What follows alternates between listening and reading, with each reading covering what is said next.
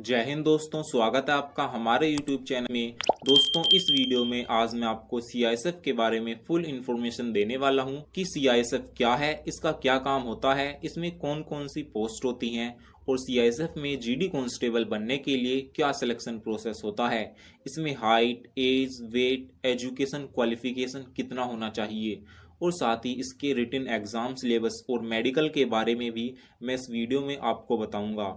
CISF constable बनने के लिए शुरू से आखिर तक पूरा selection process step by step इस वीडियो में आज मैं आपको बताऊंगा, ताकि आपको पूरी इन्फॉर्मेशन एक ही वीडियो में मिल जाए। साथियों, डिफेंस से रिलेटेड फुल इन्फॉर्मेशन सही समय पर जानने के लिए आप इस चैनल को सब्सक्राइब कर लीजिए। तो बिना टाइम वेस्ट किए वीडियो को शुरू करते हैं। दोस्तों, CISF का पूरा नाम सेंट्रल इंडस्ट्रियल सिक्योरिटी फोर्स होता है। इसकी स्थापना वर्ष 1969 में हुई थी। इस फोर्स की स्थापना करने का मुख्य उद्देश्य सरकारी उद्योगों को सुरक्षा प्रदान करना था। CISF देश के हवाई अड्डों, परमाणु संस्थानों, बंदरगाहों और सरकारी गोपनीय विभागों को सुरक्षा प्रदान कराता है। इन सभी की सिक्योरिटी CISF के जवान करते हैं। CISF को हाल ही में दिल्ली मेट्रो, VIP सिक्योरिटी और आपदा प्रबंधन जैसे कार्य भी सौंपे गए हैं। दोस्तों, अब आगे बात करते हैं कि अगर आप CISF में जाना चाहते हैं तो इसमें कौन कौन सी पोस्ट होती हैं। तो इसमें विभिन्न पदों पर भर्ती निकलती रहती हैं, जैसे constable, head constable, driver, tradesman, assistant commandant, sub inspector और असिस्टेंट सब इंस्पेक्टर। इन सभी पदों की भर्ती के लिए अलग अलग सिलेक्शन प्रोसेस होता है। हम एक एक करके सभी पोस्ट के सिलेक्शन प्रोसेस की वीडियो अपने चैनल पर बनाएंगे, इसलिए आप इस चैनल को सब्सक्राइब जरूर कर लें। तो आज हम इस वीडियो में CISF कांस्टेबल के पद की पूरी जानकारी देंगे कि आप CISF में कांस्टेबल कैसे बन सकते हैं। तो सबसे पहले बात करते हैं इसके एजुकेशन क्वालिफिकेशन की। तो CISF में कांस्टेबल बनने के लिए आप कम से कम 10th पास जरूर होने चाहिए। 10th पास कैंडिडेट इसके फॉर्म को भर सकते हैं। और मैं एक इम्पोर्टेंट बात आपको बता दूं कि इसके फॉर्म को मेल और फीमेल दोनों भर सकते हैं, यानी लड़के और लड़कियां दोनों इसमें जा सकते हैं। तो अब बात करते हैं इसमें हाइट के बारे में।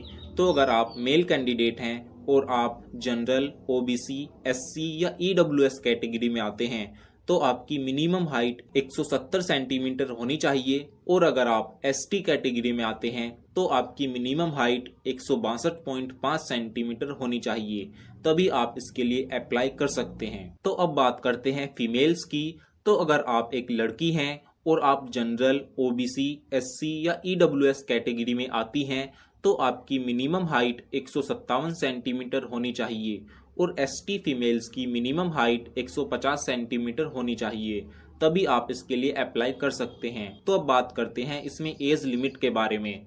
तो इसमें जनरल कैटेगरी के कैंडिडेट्स की एज 18 से 23 साल के बीच होनी चाहिए और OBC कैटेगरी के कैंडिडेट्स की एज 18 से 26 साल के बीच होनी चाहिए और SC ST कैंडिडेट्स की एज 18 से 28 साल के बीच होनी चाहिए। ये गर्ल्स और बॉयज दोनों के लिए समान है। तो अब बात करते हैं इसके सिलेक्शन प्रोसेस की। तो CISF में कांस्टेबल की पोस्ट पर आप दो तरह से जा सकते हैं। पहला SSC GD के द्वारा।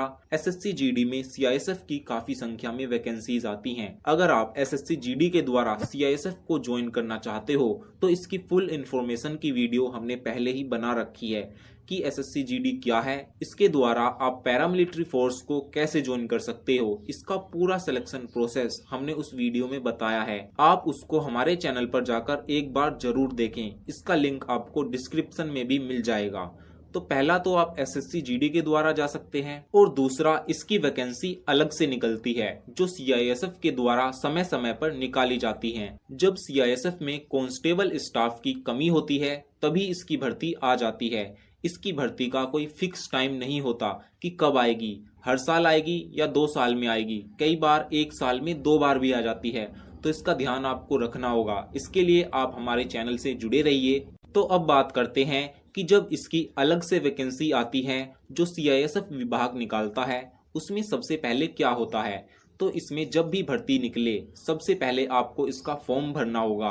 अगर ऑनलाइन है तो ऑनलाइन भरना होगा और यदि ऑफलाइन है तो आपको फॉर्म लाकर उसे भर के दिए गए एड्रेस पर पोस्ट करना होगा, यानी ऑफलाइन फॉर्म भरकर आपको भेजना होगा। वैसे तो अब ऑनलाइन फॉर्म ही निकलते हैं ज्यादातर। इसके फॉर्म भरने के 2 महीने बाद आपको सबसे पहले डॉक्यूमेंट वेरिफिकेशन के लिए बुलाया जाएगा। डॉक्यूमेंट वेरिफिकेशन में आपको कास्ट सर्टिफिकेट लेकर जाना होता है। दूसरा, आपको एजुकेशन सर्टिफिकेट लेकर जाना होता है, जैसे 10वीं की ओरिजिनल मार्कशीट। तीसरा, आपको बर्थ सर्टिफिकेट दिखाना होता है, इसमें आप 10वीं की मार्कशीट भी दिखा सकते हो। चौथा, अगर आप EWS कैटेगरी में हो तो आपको EWS सर्टिफिकेट भी लेकर जाना होगा, वरना आपको इसका वहां बेनिफिट नहीं मिलेगा। और आपको अपनी एक ID प्रूफ भी लेकर जानी होती है, जैसे कि आधार कार्ड या पैन कार्ड या ड्राइविंग लाइसेंस या फिर वोटर ID कार्ड।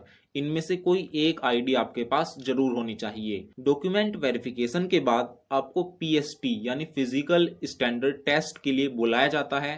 PST में आपकी हाइट, वेट और चेस्ट मापी जाती है। हाइट के बारे में पहले ही बता दिया है। वेट यहाँ पर आपका हाइट के अकॉर्डिंग होना चाहिए। बॉयज का मिनिमम वेट 50 kg और गर्ल्स का मिनिमम वेट 48 kg होना चाहिए। और अगर बात करें चेस्ट की, तो बॉयज की चेस्ट बिना फुलाए 80 सेंटीमीटर और फुलाने पर 85 सेंटीमीटर फूलनी चाहिए।